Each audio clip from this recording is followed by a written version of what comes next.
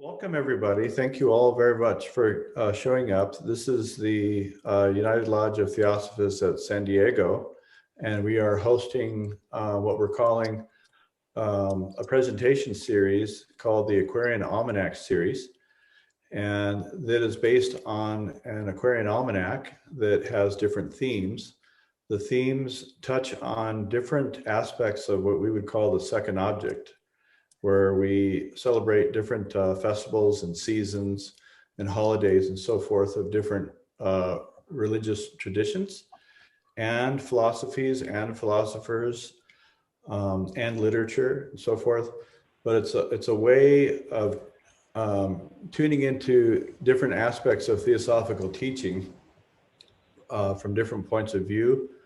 I feel like it's an aspect of solidarity with all wisdom seekers by celebrating their holidays and what moments in time that they feel is important. And we try to understand different teachings of the different religions and philosophies from a theosophical perspective, and also from our own insights. And that's what Isabel Fernandez will be doing. You've probably figured out that Isabel here is going to be offering this presentation on Islam and surrender. The previous Saturday, it was on the risen Christ, and it was a wonderful presentation, had all kinds of wonderful feedback from that. And that was a wonderful Easter presentation. And next week, gee whiz, I forgot what we're doing. Rama Avatar. Thank you. Yeah, and that'll be in honor of something called Ramanavani. And that'll be, I think, the Tuesday or the Wednesday after next Saturday. And that's the nativity of Rama. We always hear about the nativity of Jesus, but what about the nativity of Rama? So I think I should mention that we have other theosophical classes that are study-oriented on Friday afternoons. We have a meeting on studying the Bhagavad Gita, as well as the notes on the Bhagavad Gita from Mr. Judge and Crosby. And also on Sunday mornings at 10:30, we have a class in the Secret Doctrine. And right now we're in the summing up section of the first volume of the Secret Doctrine. And anyone who would like to come to any of these meetings, please let us know.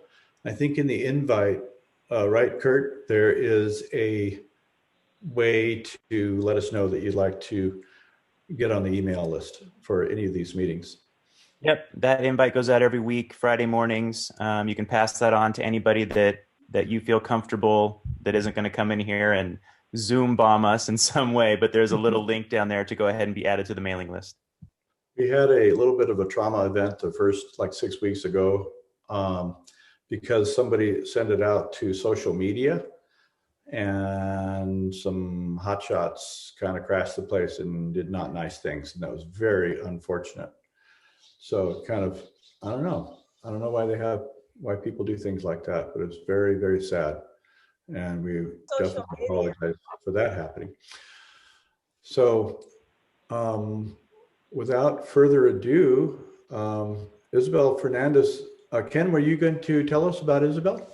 Absolutely. I have found a safe place to park. You can see the background windows. I'm not moving. Yes, let me proceed. Apologies for being delayed. I didn't set my alarm clock to remind me. But it's my honor and privilege this afternoon to introduce today's speaker in the Aquarian Almanac series, and that's Isabel Fernandez. She is an author. She's written some children books. She's also a theosophist who's been in our study group here in San Diego at the ULT, the United Lodge of Theosophists study group, studying the Gita and the Secret Doctrine. She also does other coaching activities as well, life coaching. And today, as Jonathan just mentioned, I'll repeat that, she's going to be talking about Ramadan and the Islam religion with an eye towards the theme of surrender. And so with that, let me pass the torch to Isabel, our speaker today. Okay, thank you everyone. Thank you, Ken, and thank you, Jonathan, for kind of offering me the challenge of creating this presentation. It's kind of part of my surrendering, my own path in surrendering a few a few months ago, I thought I had to start saying yes to more things. So obviously when you asked me, I was super happy that it was something that I felt I also wanted to say yes, not just that it was my new rule and that I was fighting it. No, I was welcoming it. So I am going to share my screen. And if all goes well, you will only see what I want you to see from my screen. Oops, okay, I'll minimize this and there you go. Are you all seeing Islam and surrender? Yes. Perfect.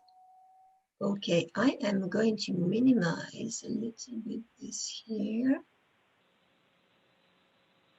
If I can, how can I move this somewhere else? There. Okay. So we are going to start with a little humor. I love laughing. I don't laugh often enough, but I discovered that I like spiritual humor. That's what I would call it. So this guy here says, nothing makes sense. And the other one says, it does, doesn't it? So it makes me smile. That kind of thing makes me smile. However, I hope that you don't feel like this first guy as I am presenting and that everything makes sense to you. So Islam and surrender has two pieces. The first one is Islam. It will be shorter than the surrendering part, but I will still, I know in the email it's already talked a bit about Islam, about the fact that it means peace and submission. As a process, it becomes finding peace by surrendering to God. So definitely makes sense that we'll be adding the topic of surrendering with it, and even more now because next Tuesday is when the Ramadan starts. So what to say about Islam? It definitely carries its name perfectly well because everything around the religion is really organized to help you surrender to God. It's based on following mandatory rituals that are called the 5 pillars. Here they are. I'll go through them just quickly. Again, I say it's about surrendering on various levels. The first one is faith. So it's your affirmation of loyalty to Allah, and it's repeated at every prayer. So that's kind of the mind surrendering. The 5 prayers a day definitely count for having you surrender your daily schedule. Your daily schedule really goes around the prayers. The fasting with Ramadan obliges the believer to give up on earthly pleasures, at least from dawn to sunset, no sex, no food, no drink for a month. The almsgiving, the 4th pillar, calls for sharing in your belongings with the poor. So all the material, your material life is kind of also up for surrendering. And the pilgrimage to Mecca, definitely the biggest surrendering. So as I always think, the Islamic religion is really a lifestyle. It's a constant reminder to surrender to God. Surrendering now. So what I'll be doing during the presentation is I'll be incorporating quotes from the Almanac from the 2 weeks that concern our topic. And let me do one thing, I'm sorry, but there's something that is hiding my notes. So I don't know how to minimize this. Oh, there you go. Okay. So I'll be quoting some quotes from the Almanac, also some sources from theosophical quotes, and mostly I'll be also presenting different contemporary speakers with their perspectives and insights on the topic. But before I do all of that, I am going to read a poem. And I'm going to read a poem that I wrote. I know I'm not a poet. I do like writing, but I'm not a poet. But this is what came to me when I first started getting down to what am I going to talk about? How am I going to introduce this? So it is called Ode to Surrender. Surrendering is saying yes, no matter what. It's an act of courage, an act of faith.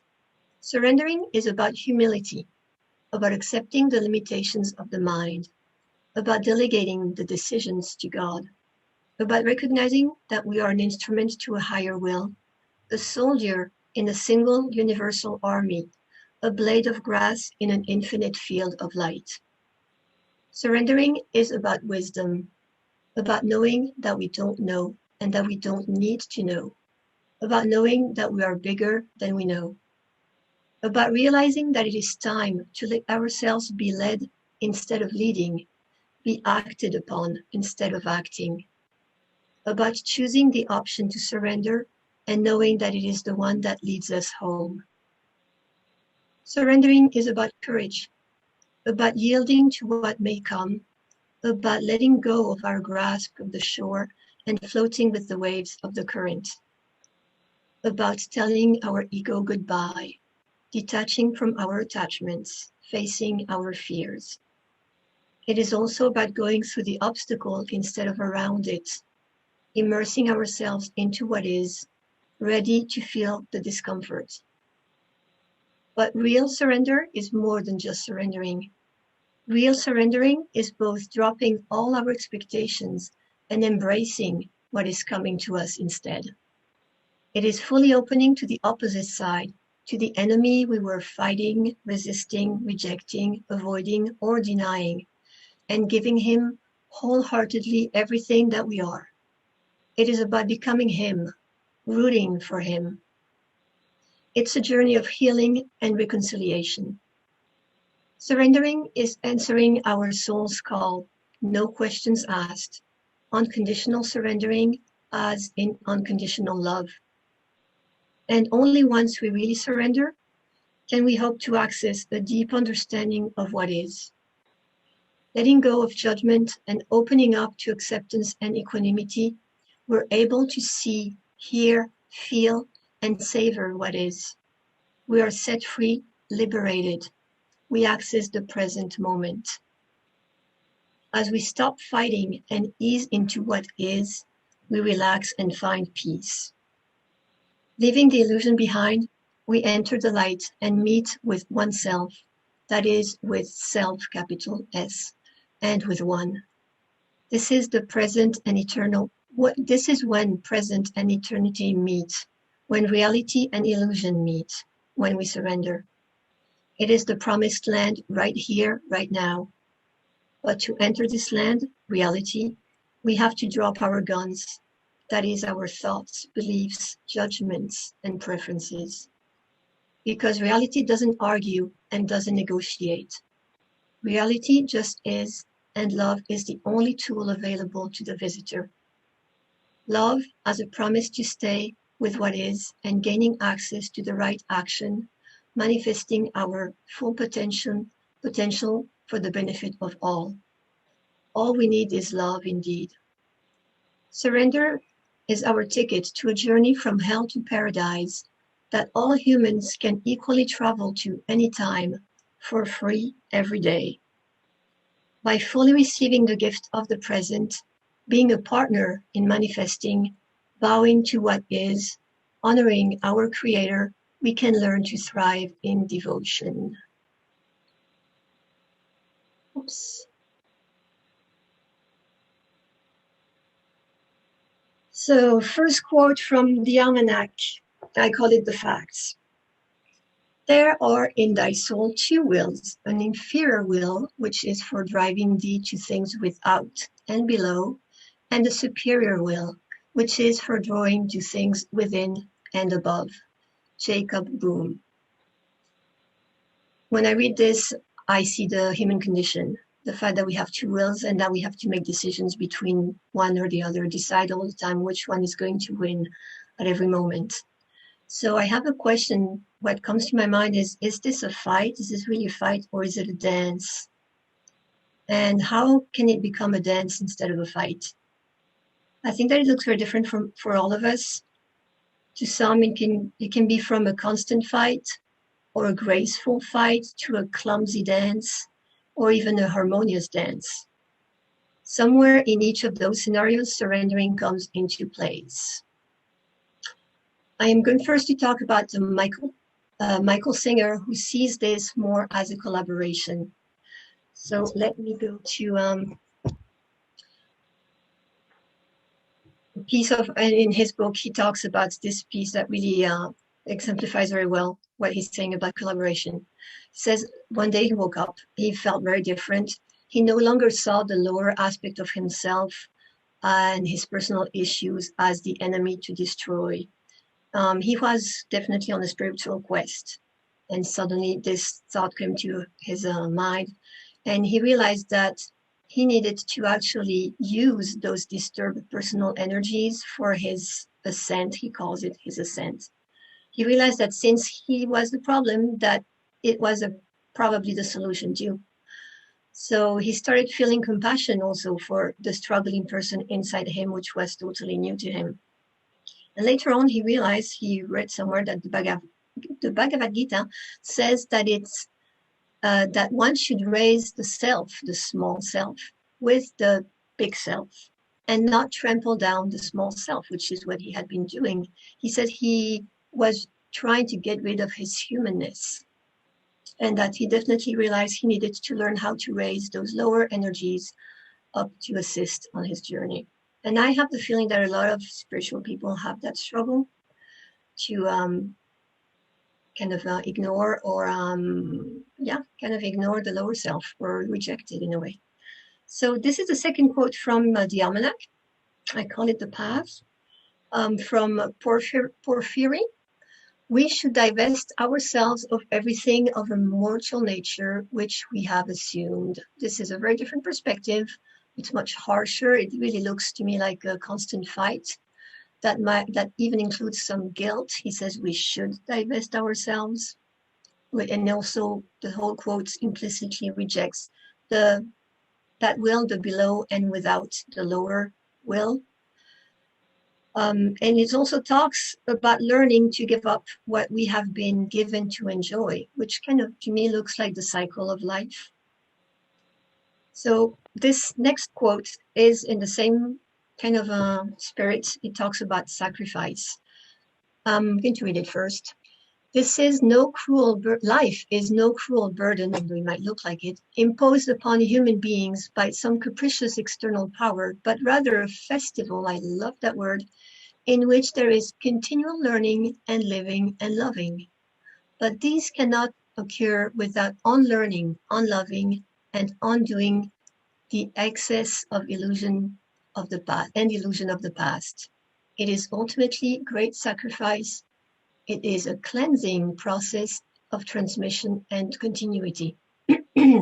Instead of sacrificing ignorantly and impulsively, unwittingly and feebly, one can make everything one has to offer count in the larger context of the vast, ceaseless sacrifice, from Hermes magazine. Let me drink. So here he says that although it can look like a fight, like the quote we just read, it is a dance. I feel like it's saying it is a dance, because if you use your consciousness instead of your ignorance and impulsivity, you kind of start having more control. I also like the word talks about festival, because it has a connotation of celebration. So it's a bit lighter than the previous quote.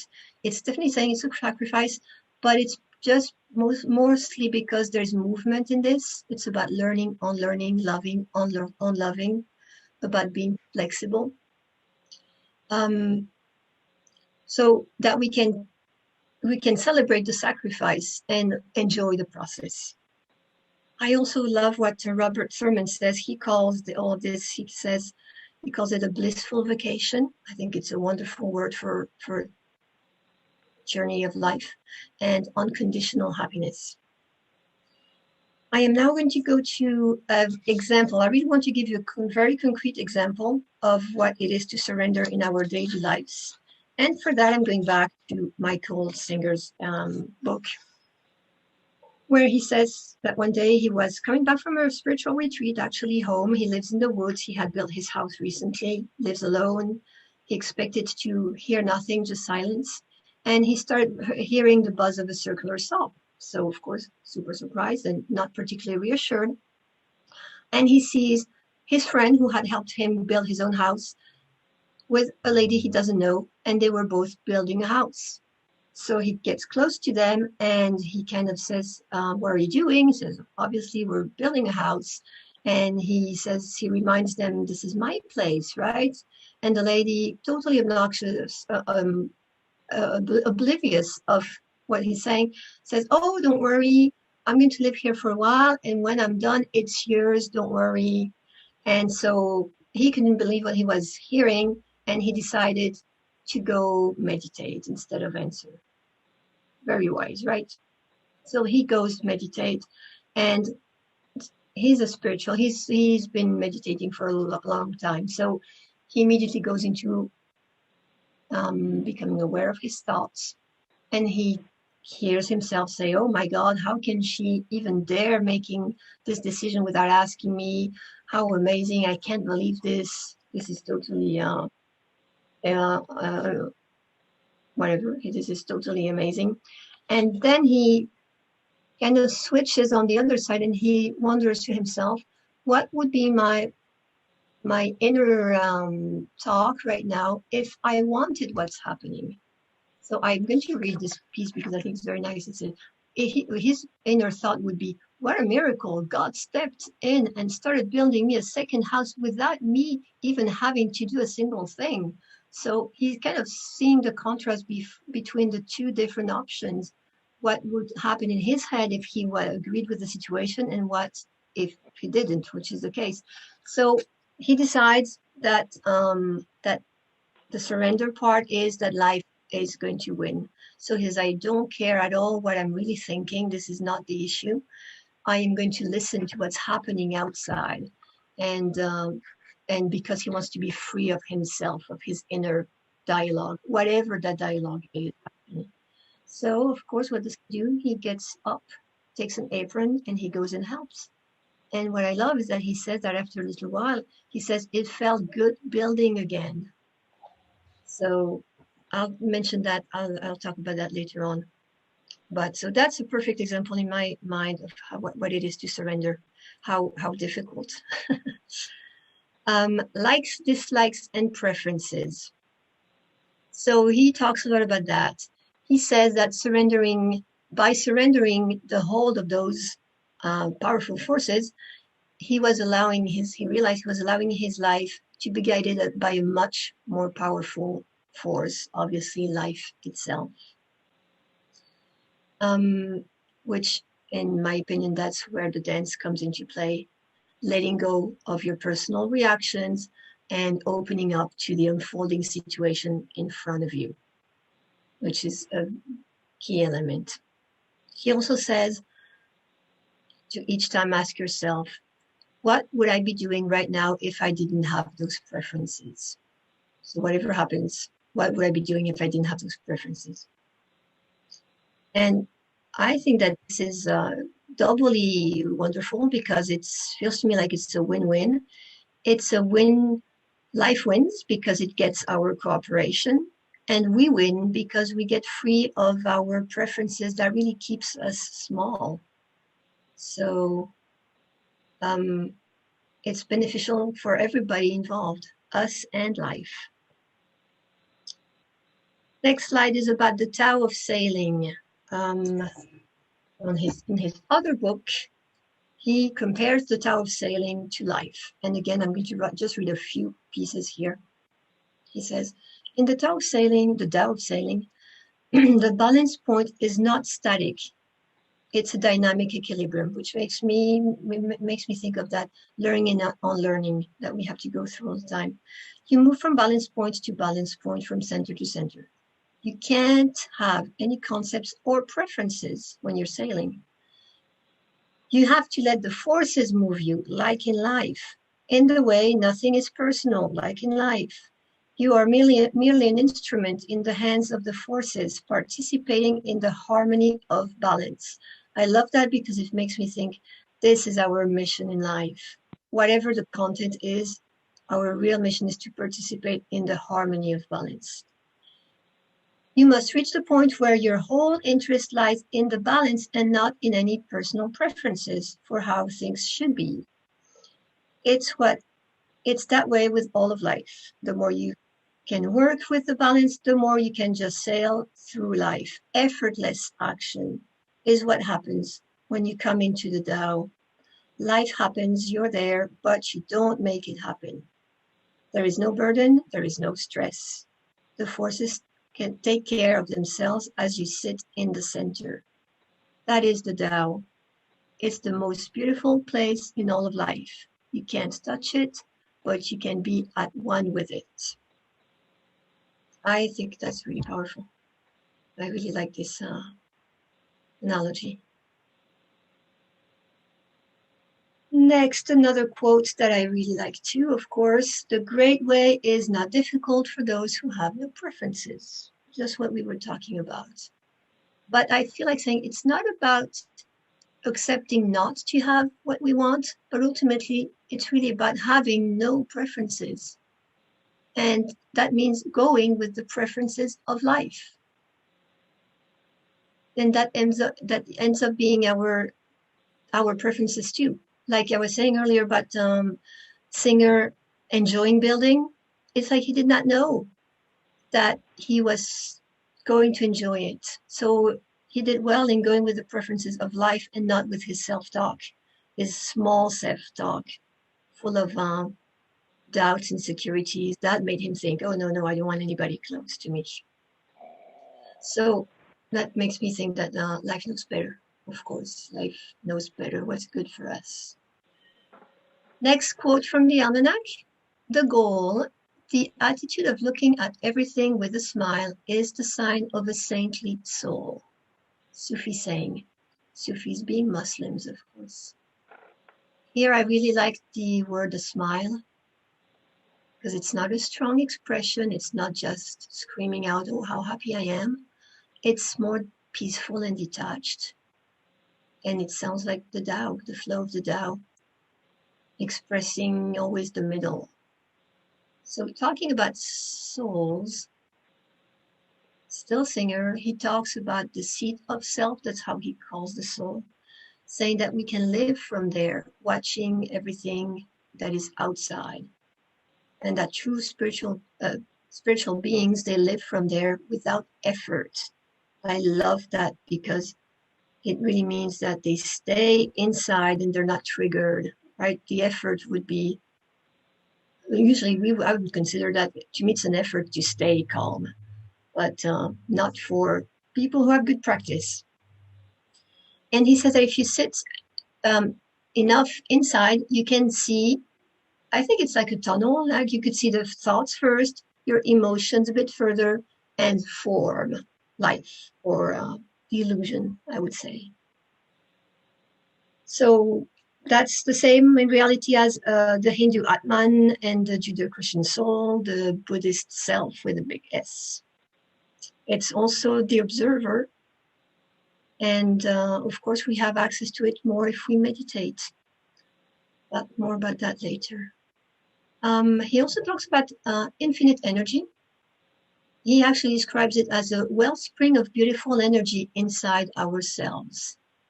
And that if we're open, we feel it. And if we are closed, we don't feel it. But that it's always there.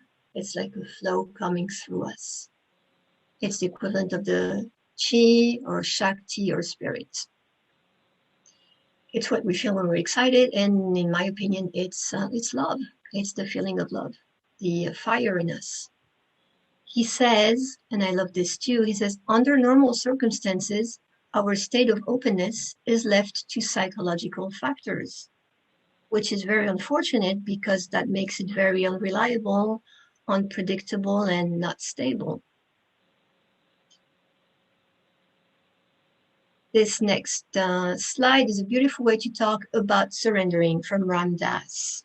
He says, embrace the 10,000 beautiful visions and the 10,000 horrible visions. Become one with the universe, and then all the energy passes through you. We are all the energy. You are, we are too. And this is a fun way to talk about the universe. It says, the bad news is there is no key to the universe. Oops, I see that you didn't see the E very well because there you go. The good news is it has been left unlocked from Swami Beyondananda, little humor. What I like from this quote, why I picked it, is because it talks about a key, that it has been left unlocked. The universe has been left unlocked, which really means that there's nothing we need to do to access it, right? Just go through it, maybe make a step towards it. And in my opinion, the universe and the spirit is the same. It's the access we have through us to source. So all of this sounds pretty simple, right? How to surrender. Unfortunately, as our next quote says, Leonardo da Vinci talks about at least one obstacle that we all encounter, and it is, he says, the greatest deception, let me stretch this, the greatest deception men suffer is from their own opinions. And that's because, so the key words here are deception and opinions, right? Our opinions deceive us because they are misleading. We don't have, our brains don't have access to the truth, but we have opinions and we take them as the truth instead of understanding that they are conclusions from a very narrow perspective. So we mostly actually have access to lies coming from the world of illusion. So how is that connected to the fact that we have a hard time surrendering? It's the lies aspect. I'm sorry, I am going to close this again. Okay. So here I'm introducing you to Don Miguel Ruiz. He's a Mexican origin shaman who shares the Toltec spiritual knowledge. He writes very simple books with very key messages. And here it's about lies. So he says, humans are born in truth, but we grow up believing in lies. One of the biggest lies in the story of humanity is its imperfection. That's a big one. It's just a story, but we believe it. And we use the story to judge ourselves, to punish ourselves, and to justify our mistakes. So what I think is really important here is the humanity, that we believe that humanity is imperfect. So of course, if we are imperfect and others are imperfect and everything around us is wrong, or most of it, how can we accept what is? How can we surrender? We think that we need to change everything and that it's even our responsibility to fix everything. We can't just be. So it totally makes sense that we would have a very hard time surrendering. He also talks about judging, that our inner voice always criticizes everything. And it's true. It's like we say, it's to this, it's to that. And meanwhile, what happens? We're not enough and we suffer. So, and then he also just started with humans are born in truth, which is true. And actually, I think that Kurt was talking about that in his own presentation. Kids don't judge. They just feel without labeling things. Do that thing this good, but good or bad. It feels this or it feels that, but it's not right or wrong. They just, they are in the present and they don't think that things should be different from what they are until we teach them, right? Kind of, let me tell you what you should think here. So it's totally ironic and super sad that I feel like it's the blinds leading the ones that see. The kids do see, they see the truth more than we do. So here about judging, how this is a perfect example of how much we all judge. So someone is meditating here or trying. She says, the light in me acknowledges the dimness in you. On enlightenment, yes, definitely. More about judging. So I'm going to introduce you to the Shanes.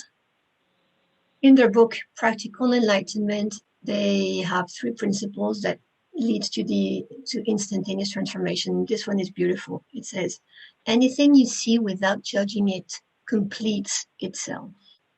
So we've learned that we judge pretty much everything. So it means that nothing completes itself. So I think this is a beautiful thought. It's very useful. Here, judging just simply means rejecting, that we're not receiving fully. We don't have to agree with what we receive, but we need to receive it, to acknowledge it, to see it. And that's what we don't do. So things can't complete themselves. It's like, it would be like if you accepting a present. who refuses a present? That would be super rude, right? You welcome it. Doesn't mean you're going to like it, but that's what we're doing every day. We're refusing what God is giving us. So that's kind of a food for thought, right? Thought for food, food for thought, whatever. When we judge, we stop the flow, we close, we resist the receiving. And remember what Singer was saying about when you, that the infinite energy, that if we close, we don't feel it. So a lot of it is because we're judging. Going to resistance now, very much tied together. The Shanes also talk about resistance. When you resist something like a body sensation, a thought, or an unwanted emotion, you push against it.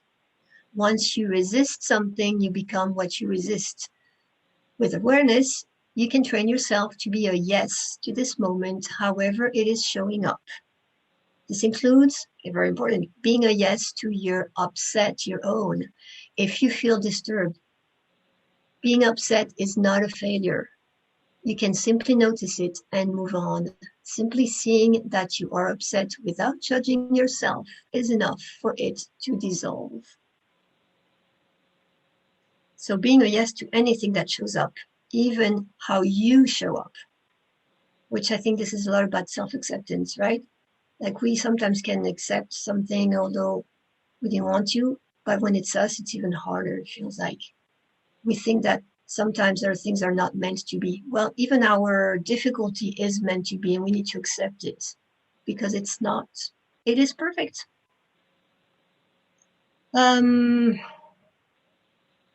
Yeah, we need to let the energy continue its path, and the only way to do that is welcoming it. Even more important, like Stephen Pressfield says here in The War of Art, he says, rule of thumb, the more important a call or action is to our soul's evolution, the more resistance we will feel toward pursuing it. So it really means that the more resistance you feel towards something, the more important it is to do it, because it is important to your growth and to the world's process, growth, I don't know. It's like answering the call. That it is really, resistance is normal, and it's like face your fear. This next slide, willpower. When you resist, the energy has no place to go. It gets stuck in your psyche and seriously affects you. It blocks your heart's energy flow and causes you to feel closed and less vibrant. That's what we were saying earlier, right? And I want to say, why do I call this slide willpower? I think at least that's what Singer says, that there's kind of a misunderstanding around what willpower is, because willpower is a force that we use when we stop the event from coming in. When we close, we are doing something to close. If we realize that by doing nothing, we would stay open, that might make it more conceivable that we can stay open more often, right? Because there's nothing to do. The least willpower we use, the more open we stay. I really like that perspective, because you can't say, oh, I'm unable to do that, because there's nothing to do. You just be, and it happens. It doesn't happen instantaneously, probably, but it's the path. It's you just be, and after a while, what you're feeling is not as awful, and you can stay open. Emotions. Every time you lie to yourself, or judge yourself, or reject yourself, you have an emotional reaction, right? And it isn't pleasant. If you don't like the emotional reaction, it's not about repressing what you feel. It's about cleaning up the lies that cause it. I love that. All of your emotions change when you no longer believe in lies, because emotions are the effect, not the cause. So yes, when an emotion is difficult or unpleasant, you have the power to change it by going to the source, which is the thought. you can ask yourself, if there is a lie in what you're thinking that is leading to that emotion. And I feel like then I believe that, yes, there is always a lie. I think that feeling bad somehow means that there's a misunderstanding, that we are not aligned with what is, because of our brain, because of our mistaken thoughts. It's our interpretation that is causing us pain. It's not the fact itself. And that's why thoughts and beliefs are so important. And that's why I like coaching. This is about cleansing up the lies, choosing our beliefs and challenging them. If a belief makes us feel bad, we can replace it by another belief. I wrote here, I say it's one of the 5 pillars of coaching. Samskaras. So Michael Singer talks about samskaras. You might know what it is. It's a blockage, an impression of an event that came to you and you did not welcome it. You closed. So you either closed because you were resisting it, or you closed because you were clinging on to it. I know it might sound contradictory, but you're not letting it be. You are either wanting it too much or wanting it too little.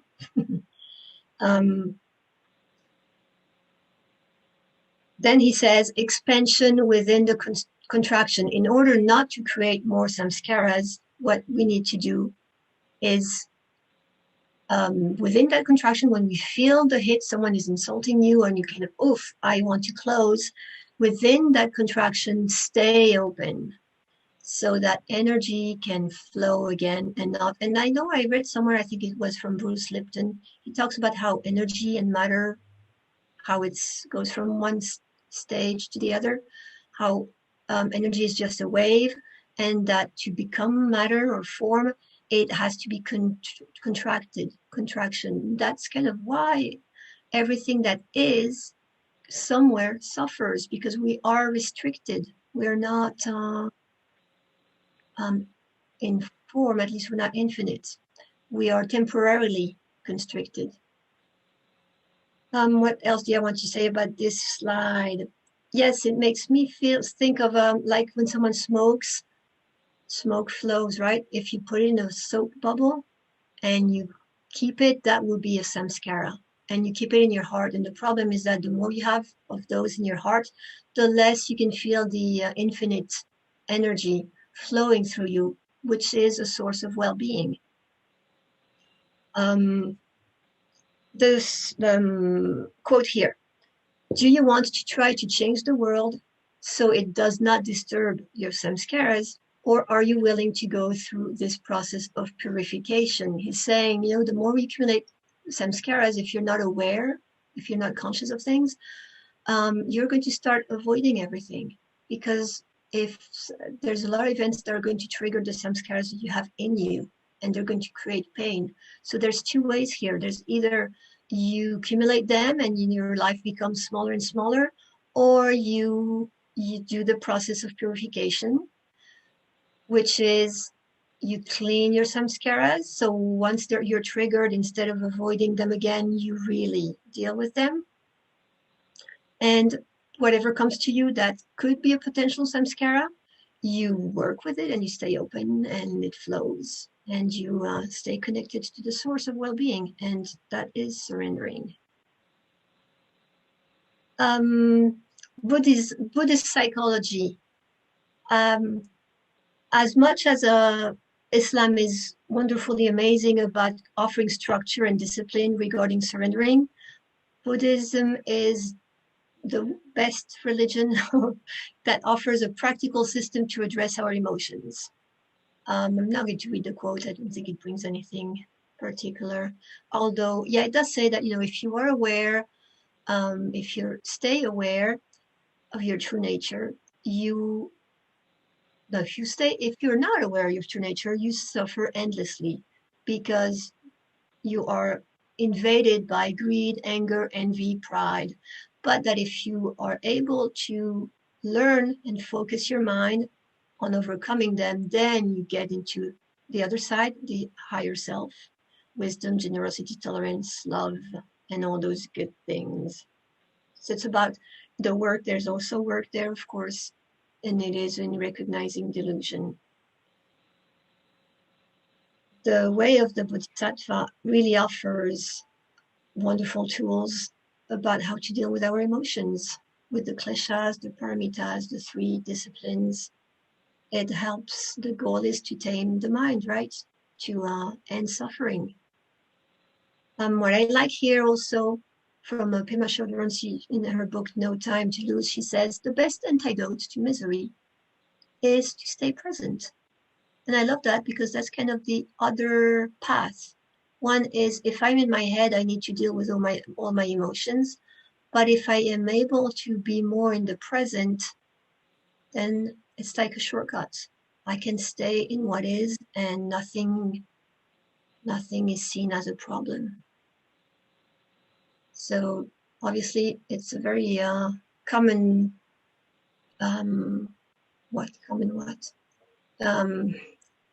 I'm thinking of Eckhart Tolle. He talks about the present, the power of presence, the power of now, actually,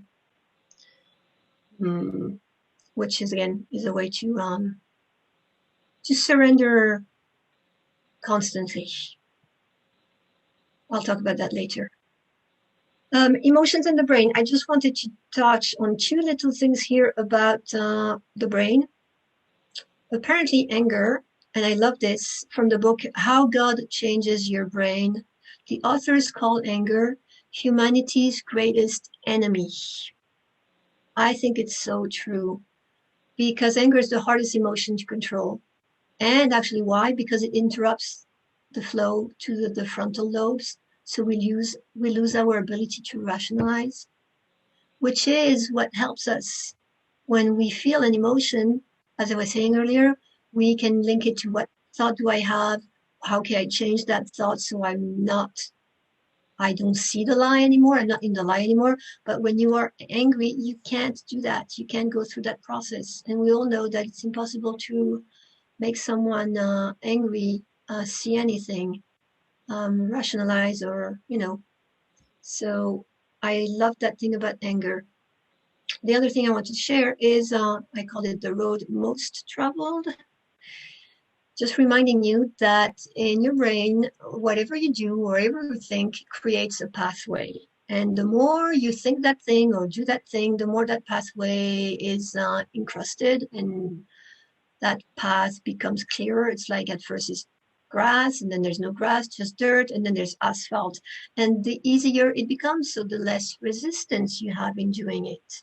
And the more you can surrender. So this is why habits are so important. Because they are the ones who create those pathways. So I think we should ask ourselves more often, what habits regarding surrendering, what habits do I have that promotes spiritual surrendering? And which habits do I have right now that lead to resistance? Right? Like, is this thought serving me or is this belief serving me or not? And if it's not, hey, we have all the power to change it. So there, the golden rule. I took this because I was thinking of Joe from last week. He was saying that Jesus' message is not very fashionable anymore among young people. So I took one of a famous quote, and kind of find a better version of it. Very appropriate, you'll see. So Jesus says, love thy neighbor as thyself. Einstein said, thy neighbor is thyself. He proved that it makes sense to love your neighbor because your neighbor is yourself. And I found this quote that I really love. Do not do to others that which angers you when they do it to you, because love thy neighbor it's not very specific, right? But this is much more specific. It's really saying, keep your neighbor away from anger because it's good for nobody. And you know how it feels. So yeah, I really love that quote. Going into heart and love. Singer says that nothing is worth closing, that if you decide that nothing is worth closing your heart, that you kind of have your solution. you know, because as I was saying earlier, samskaras dictate if you're open or closed, and you don't want to be closed. You have to stay. You want to stay open the most possibly to be happy, to be fulfilled. So if you decide that nothing is worth closing, then you have the power. What did I want to say about this? Yes.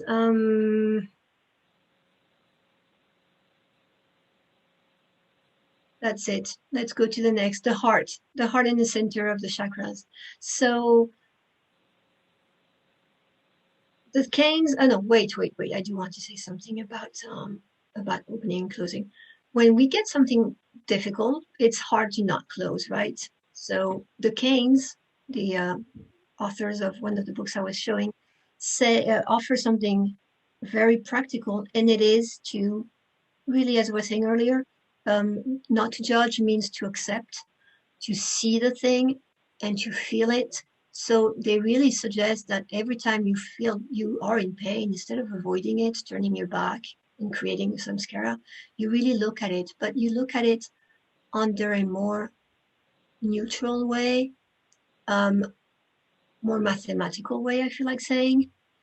Like you focus on the pain, like what's the discomfort, what does it look like, does it have a color, does it have a shape, what intensity is it? If I had to put it a number, would I put it a number?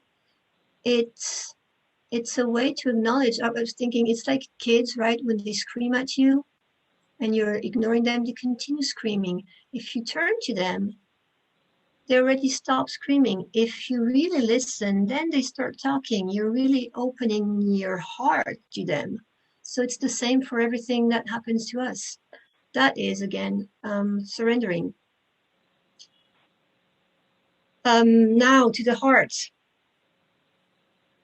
The heart is the fourth chakra, so it's in the middle of the three lowest ones that could be considered material, the physical, or the lower self, and the three spiritual ones. It's a bridge between earth and spirit. And I found out that the name is Anahata, the chakra, and that actually means unhurt, unstuck, and unbeaten, which I thought that was perfect, because it kind of shows that you have to unhurt your heart to keep it open. It is going to get hurt, but it has the power to get unhurt. So I thought, well, they must have known about this when they named them. Oops, no, sorry. Here, next slide. It says, the very center of your heart is where life begins, the most beautiful place on earth. Rumi. Again, we're back into Islam. It looks like the heart is the axis of our dance. The dance I was talking about earlier, is it a fight or a dance? Around which everything spins in balance in the Tao when we surrender. And this dance here, the dervishes, they are definitely surrendering when they're swirled. So I thought that was a perfect image to talk about the heart and surrendering. Now, I also love this definition. Makes it also easy and simple. Success is, I know that there is no greater goal than to love. To me, if I can think that, am I successful means, am I loving? Then it helps me make a lot of decisions. So this next, we're back into Don Miguel Ruiz. He talks about respecting the artist. And this quote, I love this quote. Respect is one of the greatest expressions of love. And I think it is so true. Because when we respect, we don't judge. We let the other one complete itself, same as the energy. We let them be. And we're giving them the message that they are perfect. So we're really not in the lie anymore. Love is talking about truth. It is really tied to lies. We respect others by watching our word, not spreading lies, not judging. This also relates to Don Miguel Ruiz has a wonderful analogy about artists. He says, we're all creating, our life is creating a piece of art. And if we think at it that way, it makes sense that we don't need to judge others, because why would you judge somebody else's art? I mean, you can if you want, but who cares, right? They're expressing what's in themselves, and it's going to be different. It's normal. There is no good or bad. It's much easier to see that distance. And mostly what I like about this analogy is that it really means that others, what they do with their art, what they do with their lives, is not threatening to us. Someone has an art that is whatever, you think it's not pretty, who cares? Is it changing your life? It's not. So if you think of others as their life is their art, much easier to detach and not get triggered by others, but by what they think or by what they do, which nowadays is a big issue. It definitely promotes more tolerance, and it makes you see that it doesn't make sense to not be tolerant. A little bit more humor. It says, sorry for interrupting you, Master, but I would like to know what's the secret for happiness.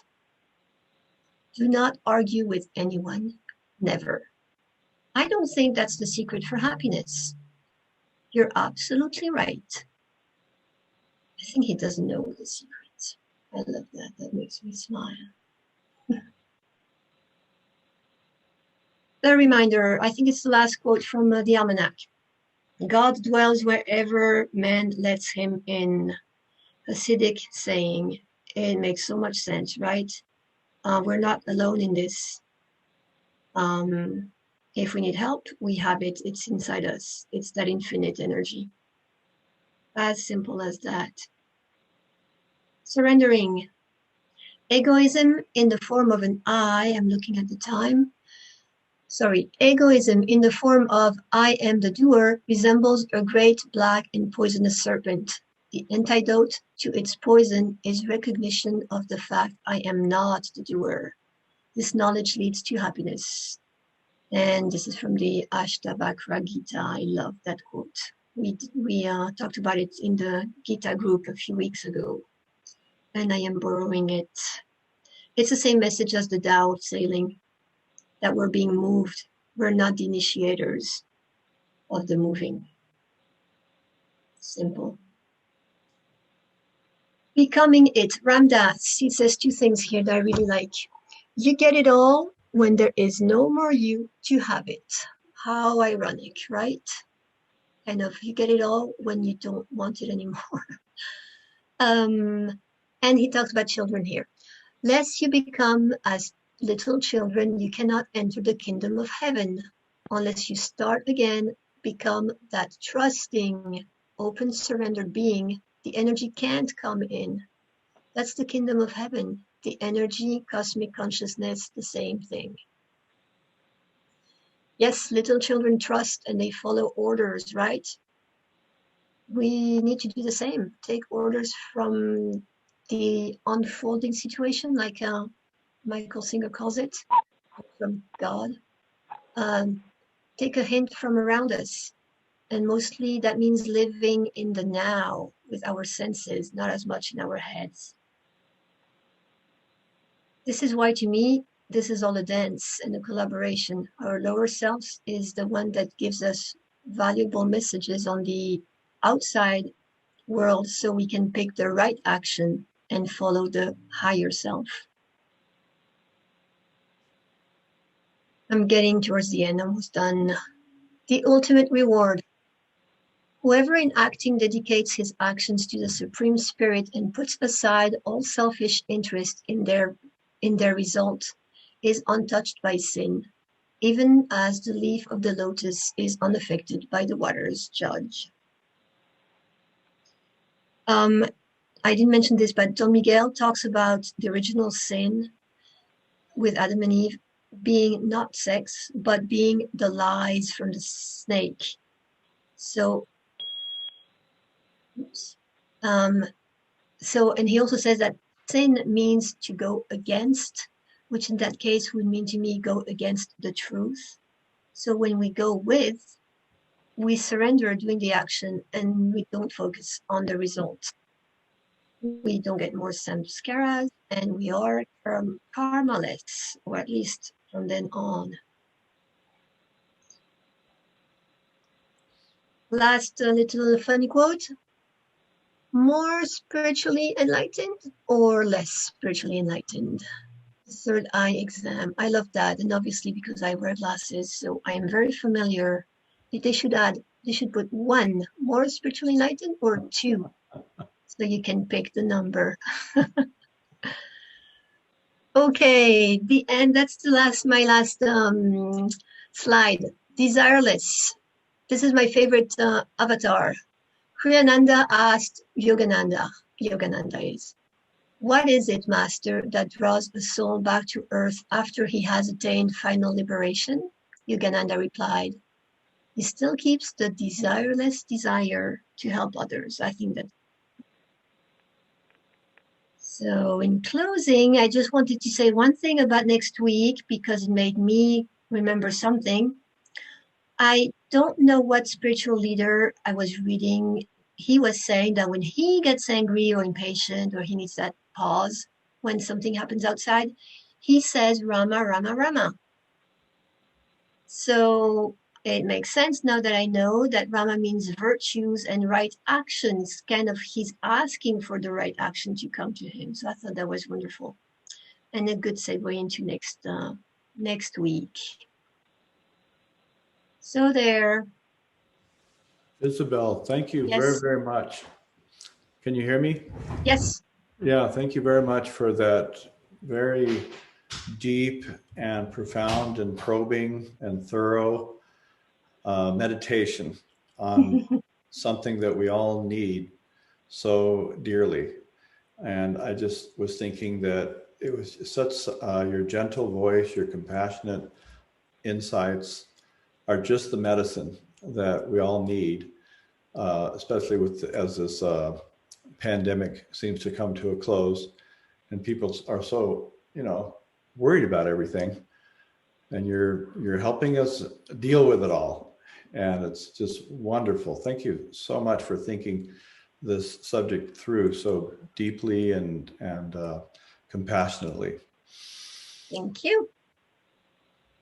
And I did it on time. I'm super surprised. You did. We can go maybe a little past 5:15, and anybody who needs to leave, then of course they can, And didn't you say, Isabel, that you're happy to stay on a little after? Sure, and, absolutely. And converse Yeah. with people. So are there any questions or comments for Isabel? Hi there, this is Ken in OB, parked. It was cold outside. Yes. I was wondering about the Shane authors. Yes. Who are they and what are they known for? So Kane, I think it's Kane. Kane. It's yes. What are they known for? I don't know how to tell you.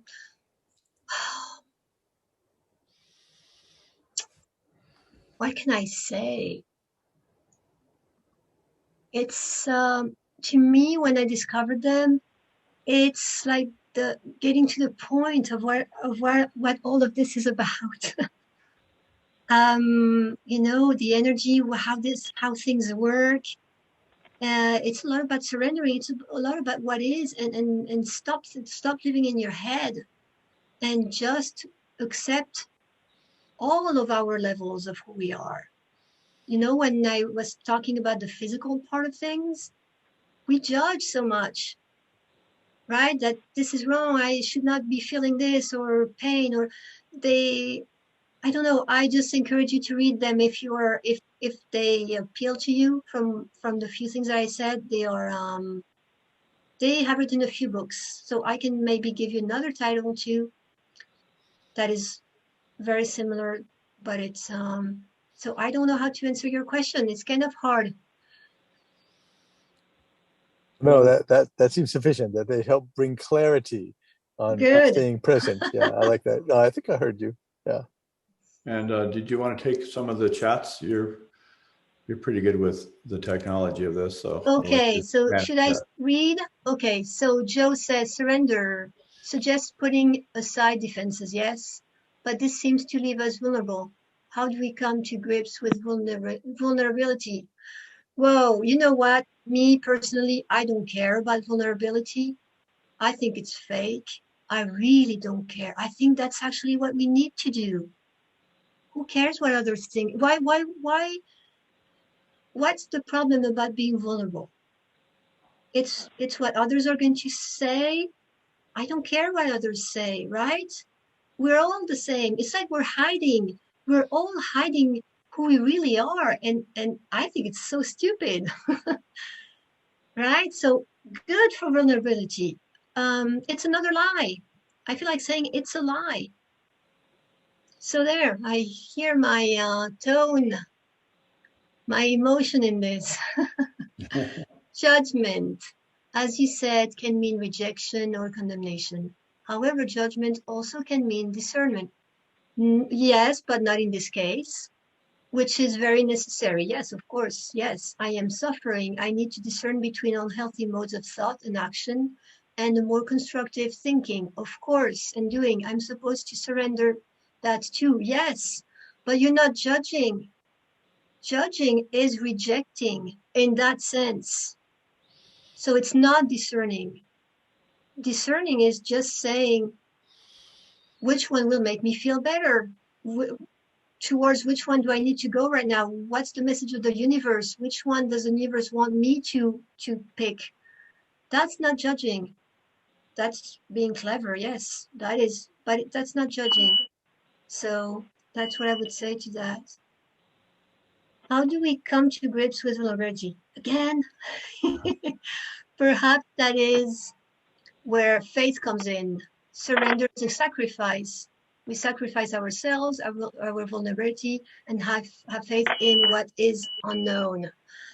So I don't see vulnerability as a sacrifice, again, because I don't think being vulnerable is bad.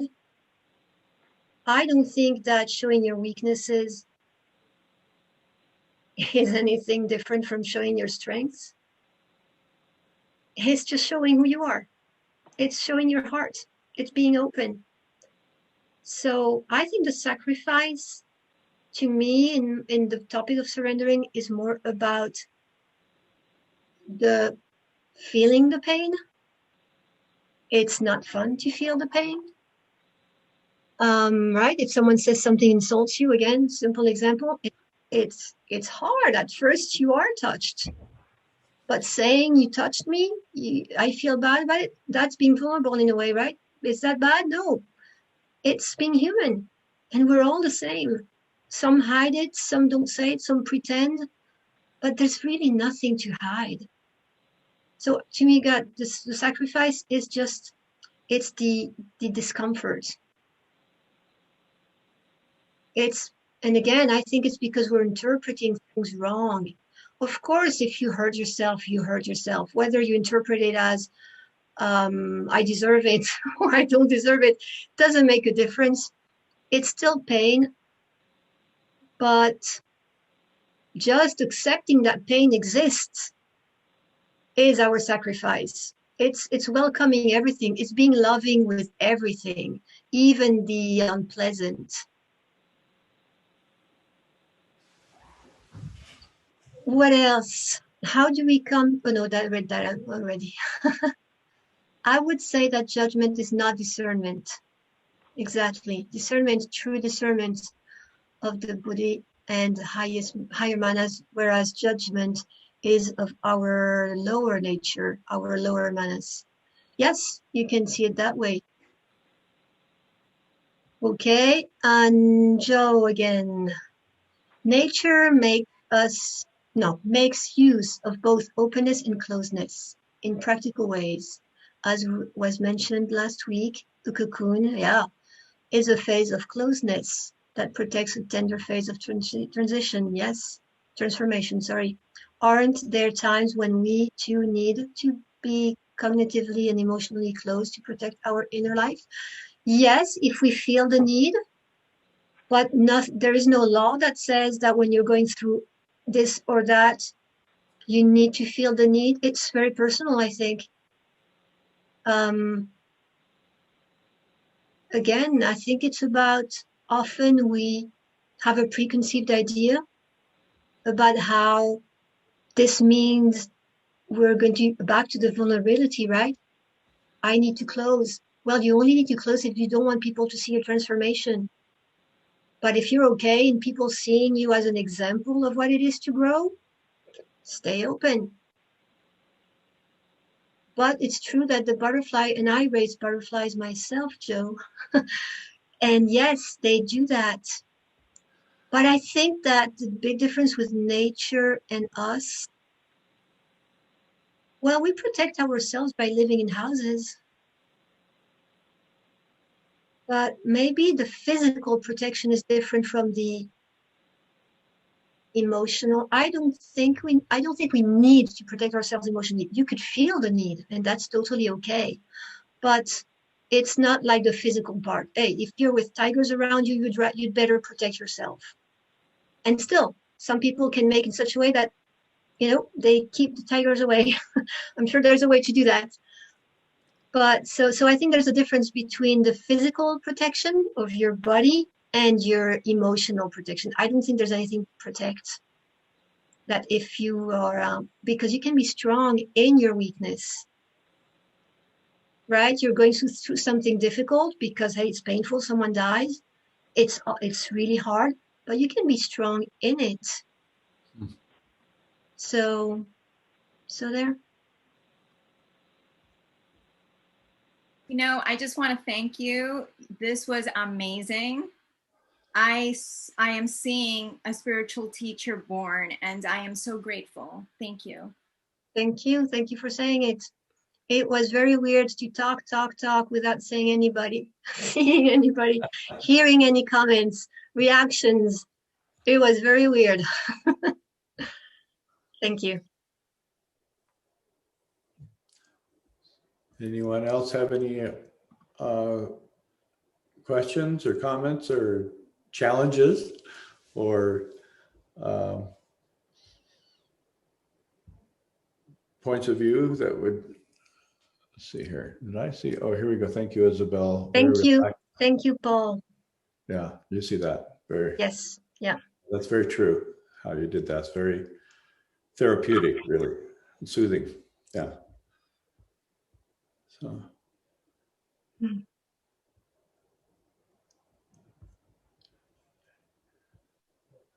Perhaps, hello? Oh. Perhaps I'd add that it's interesting that... You're on mute. Oh. Got my buddy in another room here. Oh, just historically, I took a class on Islamic theology at UCSB, and the woman teaching it, she said that Mecca was the location of an annual poetry contest, and that during that period of time, they weren't allowed to engage in warfare with each other. So it enabled their people to come to Mecca in order to compete in poetry. Wow. So it was kind of a place of peace before the religion of peace. Mm-hmm. Very nice. But I really appreciate everything you said. It was very, there's a lot to think about, and I think I want to watch it again, and a lot of great quotes and insight. Thank you for saying that.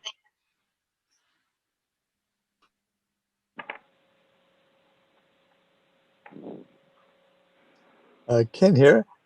Isabel, I just wanted to thank you for all the work you did in creating those wonderful slides. Yeah. The quotes were well chosen, and the colorfulness of the slides was really very engaging and entertaining, even on my telephone screen here as opposed to a big screen. Thank you. It worked nicely. Thanks. I used to be an interior designer, so visuals is very important to me, and I enjoy doing this. I just love making it look pleasant. It's funny because often when I was typing my notes during presentation, before preparing, I always use the word beautiful, and I thought beautiful is really an important value for me. So there it goes. Yes. That was But it's an not only, Oh, go ahead. yeah, it's not only visual. Things are beautiful because they're touching, or, you know, back to the vulnerability. To me, I think that's what the world needs the most, is each of us drop our masks and really show who we are. And that Thank to me is you. Thank beautiful. you, Isabel. Thank you, Isabel. Lot of food for thought and thought for food. I like that. Yes, I know that's my foreigner. I still make But mistakes like that. but I like that. It's a nice way of thinking too, you know. Thought for food, you know. It's Yeah. a kind of, you know, Okay. you Yes. you know, you mull over it, you know. You Yes. mull over it. Yes. And it's nourishing. Yeah. Yeah. Mhm. Monica? Yes, Isabel, absolutely beautiful. Thank you so much for your presentation. I loved everything about it, the visuals, what you, how you speak, the tone of your speech. But one of the interesting things here today was how you put forth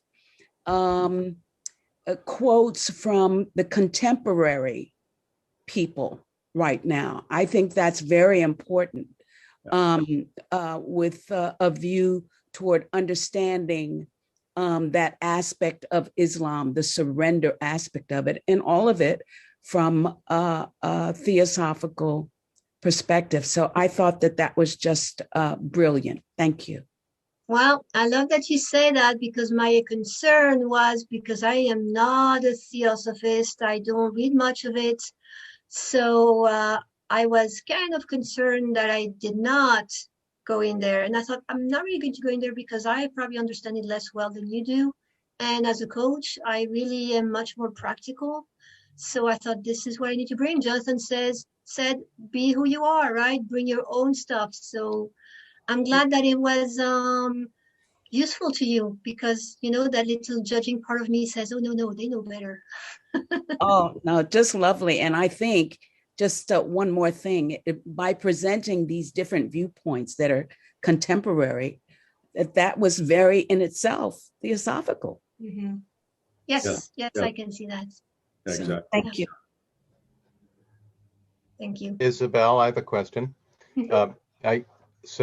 In the introduction, they said that you're a children's author, Yes. and I wonder about how the notion of surrender enters into your approach to being Perfect to question. your craft. Yeah. Perfect question. This book is about surrendering. It's the three-leaf clover. So I read it to kids 7 and up, but adults love it too. Yes. It's not particularly for kids. I mean, kids understand it, but you know, and the art is not particularly for, it's kind of in between, it's for everyone. So this is how I incorporated in this book. And the funny thing is that I did not realize it, but it was about surrendering till long after I had it printed and everything. You know, it's in my own personal growth. I thought, oh, wow, this book is really about surrendering. So it just came naturally. And that's kind of also why I loved so much that Jonathan asked me to do the topic of surrendering, because it's really in me. It's amazingly a part of my my path and my lesson, for sure, because I am very controlling. I am naturally, you know, I have that tendency, like the perfectionism, the slides, they need to be perfect. And that's not surrendering. But at the same time, it's expressing who I am. So yeah, so in this book, it's really about surrendering. My others, and I wrote one other in English. It's The Three Little Pigs Move Out 20 years later. So it's really based on the story. It's more about growing, about choosing, about why they're splitting, right? The question, they're moving out separately and they're finding out who they are. So it's still very spiritual and personal development oriented, but it's a story, it's fun, there's suspense. So that's what I love about writing. I've always loved writing, but now I mix those two sides of me, and it's I am God when I do that. You know, meaning that I can choose, I can say whatever I want, and I get inspired, and it's wonderful. Isabel, Yes. I think we'll probably have to bring it to a close, but there is something that I wanted to ask about, and then Michelle is asking about here. She says, my favorite part was the surrender poem. Who was the author of that? And do you mind saying who was the author of that surrender poem? I thought I was clear about it. Yes, Oh, It's me. Yes. It's me. yeah, that was amazing. I wanted to ask you about that poem. I think you said that you wrote it down at the very beginning of your journey. Well, Is that how you begin projects? Is you write this like world-class Shakespearean Shelley kind of a poem? That's how you start your projects? no, but let me tell you, I first started with a graphic. Okay, I was seeing the two wheels, a line in the middle, like true, false, reality, illusion, very mathematical. I had that chart, and I was getting so confused, realizing that it was not that simple and this and that. And I thought, gosh, I have to let go of this. And then I thought, I actually just want to say things, short things. So Yeah. I started doing it with my phone. I just recorded myself. I thought, I can't write, it's too hard. So I started talking for 10 minutes, transcribed it, and I thought, oh, no, I don't like it.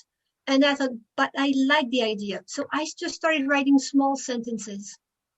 Wow. And that's how the poem came. I thought, you know what?